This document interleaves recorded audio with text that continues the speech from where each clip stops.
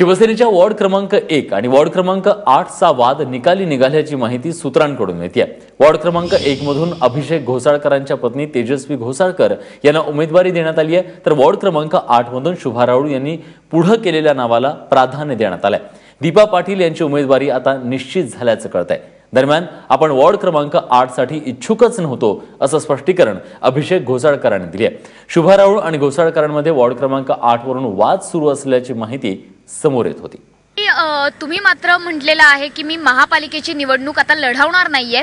तुम्ही महापालिकेची निवडणूक या टर्म मध्ये लढवत नाही आहात की इथून पुढची कुठलीही टर्म तुम्हाला महापालिकेची निवडणूक लढवायला तुम्ही उत्सुक नाहीयेत? मी 3 वर्षापूर्वीच एका गट प्रमुखांच्या मेळाव्यामध्ये जाहीर केलं होतं की ही माझी तिसरी टर्म आहे आणि ह्याच्या पुढे महानगरपालिकेची कोणतीही निवडणूक मी लढवणार नाही हे जाहीर केलं होतं। त्यामुळे तसं काही अचानक जाहीर केलं असं नाही आहे आणि उद्धव साहेबांना सुद्धा हे मी 3 महिन्यापूर्वी सांगितलं होतं की साहेब मी माझ्या निर्णयावर ठाम आहे। उद्धव साहेबांची इच्छा होती, परंतु म्हटलं नवीन चेहरे आले पाहिजेत। 3दा मी एकाच वॉर्डमध्ये उमेदवारी घेतली आहे, शिवाय एकदा महापौर झालेली आहे। त्यामुळे पूर्ण मुंबईचा कारभार मी सांभाळला आहे। आता नवीन चेहऱ्यांना संधी द्या, त्यामुळे नवीन जोमाने ते कामाला लागतील। शिवाताई, मध्यंतरी घोसाळकर विरुद्ध राऊळ असा वाद उत्तर मुंबईत बऱ्यापैकी पाहायला मिळाला। तुमच्या दोघींविरोधात तक्रार देखील दाखल करण्यात आली होती आचारसंहितेचा भंग केल्याप्रकरणी। तो वाद अखेरीस मातोश्रीपर्यंत पोहोचला। आता मात्र तुमची उमेदवारी नसल्या कारणाने किंवा महापालिका निवडणूक तुम्ही लढवणार नाही असं जाहीर केल्या कारणाने या वादावर कुठेतरी पडदा पडताना बघायला मिळतोय।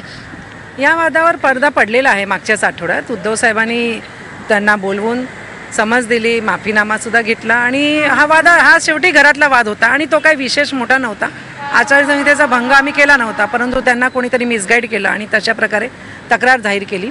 परंतु आता त्या वादाचा काही संबंध नाही आहे। आता आम्ही आपापल्या परीने कितीही जास्तीत जास्त शिवसेनेचा सीट निवडून आणण्यासाठी आम्ही प्रयत्न करू।